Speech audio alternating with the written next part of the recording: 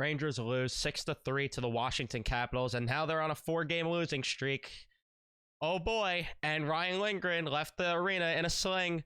Oh boy, we got a lot to talk about with this one, and I'm not thrilled at all, as per usual, with this team. Well, not as per usual, because they were on a heater, but still, regardless, I'm pissed off, and they need to get back on track here, because this has just been embarrassing from the defensive side of the game to the offensive side of the game. Both sides of the puck, they've just not been doing anything exceptionally well, and they need to get it going. But before we jump further into it, be sure to leave a like on the video if you do enjoy. Subscribe if you guys are new, especially if you're Ranger fans. And yes, I'm aware there's a trade that happened during this game. I'm going to have another video up on that later, so we're going to talk about that. But we're going to talk about the game here, because we got to talk about it. There's a lot that happened in this one, and man, it starts ugly too. This game started ugly, and you know, Igor made a nice big save on Dylan Strome early in the game, setting the tone for what I thought it was going to be a big game for Igor Shesterkin, which, don't get me wrong, he played well,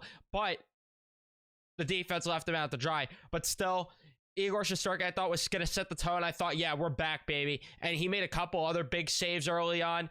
He made that big left toe save there, or right toe save, whichever one it was. But he made a big toe save regardless. I thought, yeah, okay, let's see what's going to go down. But Rangers take an early penalty in the game, and yeah, they pay for it as TJ Oshie tips in a Gustafsson shot for the and just yet again soft defense from Keandre Miller and Jacob Trouba.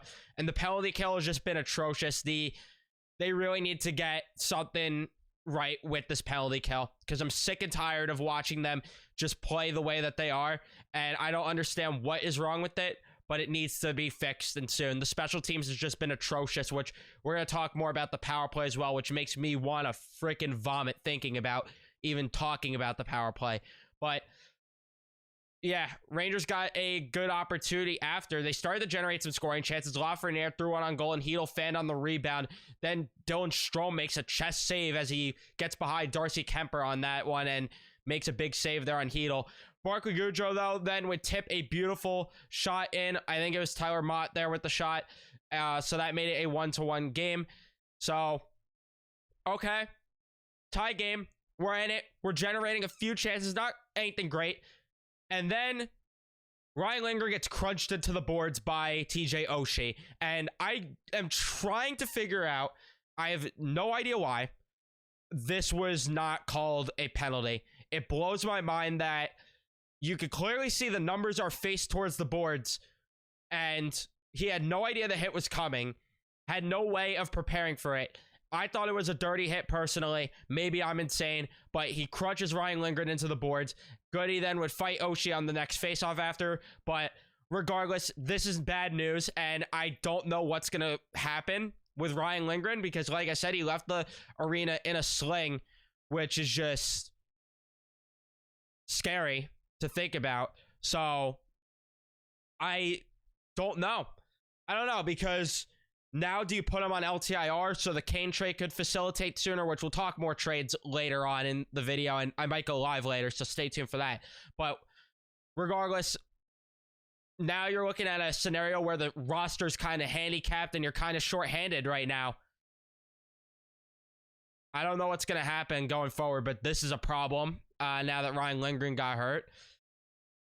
Regardless, to get back to the game, Hedl and Laffy got a 2-on-1 opportunity. They couldn't connect on it. Wilson then goes off for interference, and the only opportunity that happened on that was Lars Eller getting a shorthanded chance on a breakaway, which he shot wide on it, thankfully. But again, special teams make me want to vomit. The power play was just way too stationary, and for Washington's aggressive penalty kill, it was just embarrassing. And they got a 5-on-3 there as well, as Kuznetsov went off for slashing, using a stick like a spear, which I think that's where Phil Hedl went down, which, again, I don't understand what was going on with the Washington Capitals today, but that's a whole different conversation.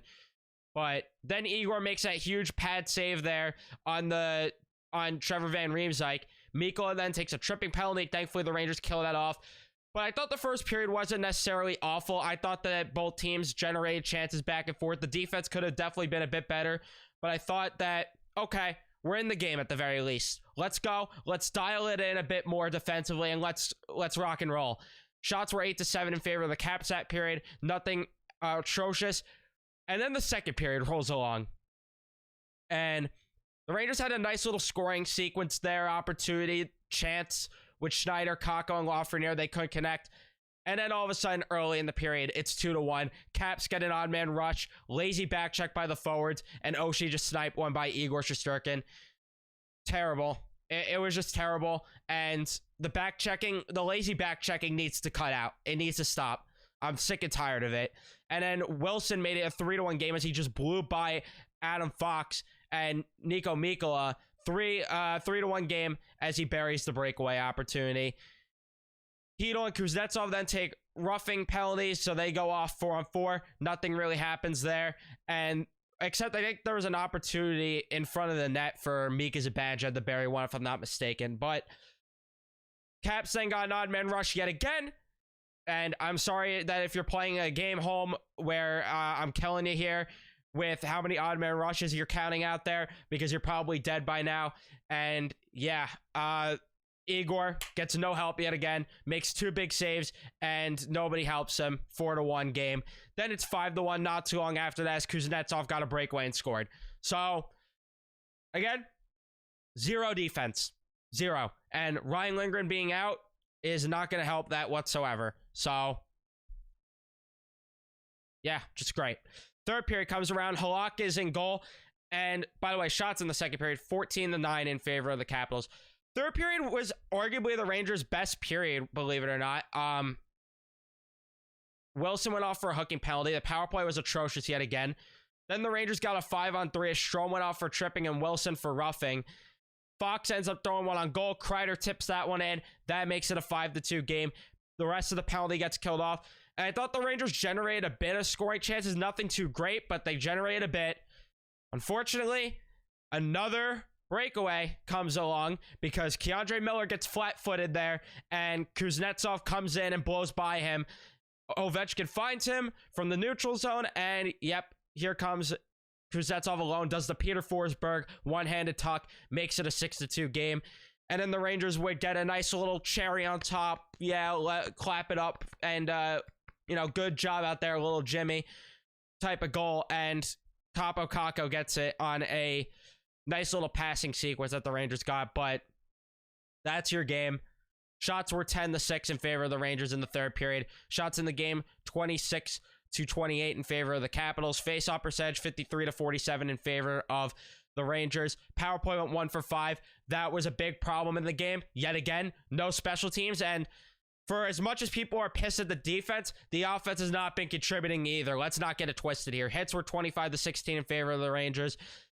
Blocked shots, 14-17 in favor of the Capitals. Giveaways, 10 for the Rangers, 17. 10 for the Rangers, 17 for the Capitals.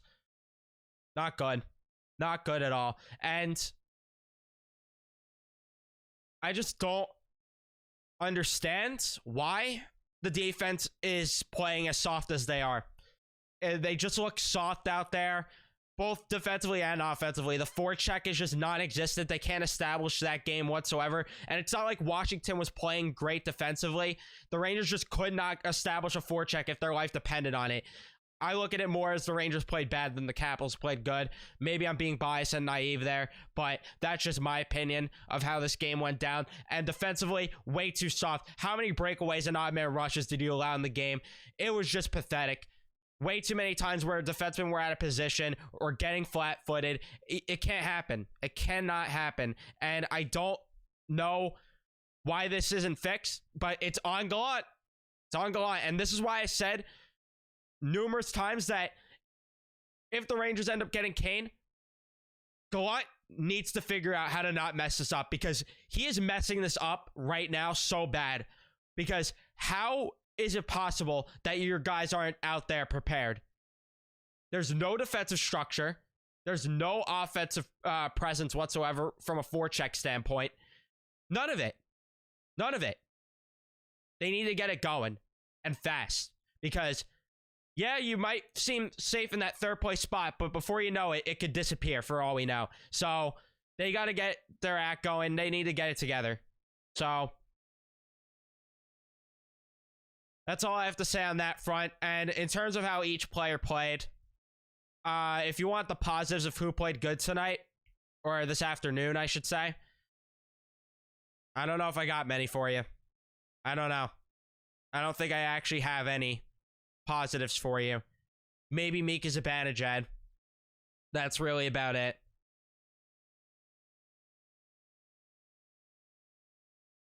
I don't know.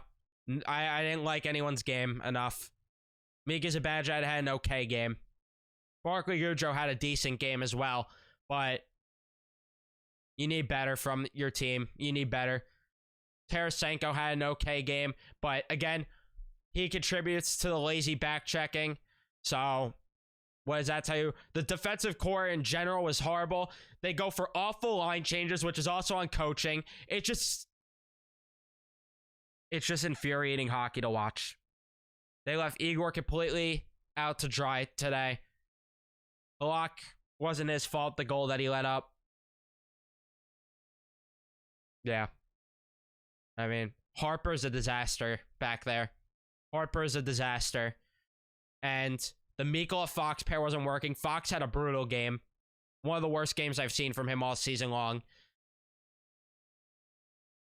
The best defenseman today was maybe Jacob Trouba, arguably. But even then, he didn't have a great game. He was the least bad, is how I'll put it. But who cares? Who cares how they played, how the players played? Because overall as a team, they weren't good enough. Overall as a team, they need to be better. Overall as a team, they need to wake up. And now you're on a 4-game losing streak. You're on a back-to-back. You play LA tomorrow. And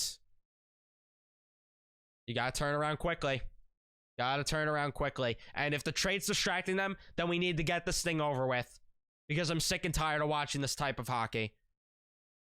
That's all I got to say. I'll see you guys in the next one. I'm not even doing a proper outro.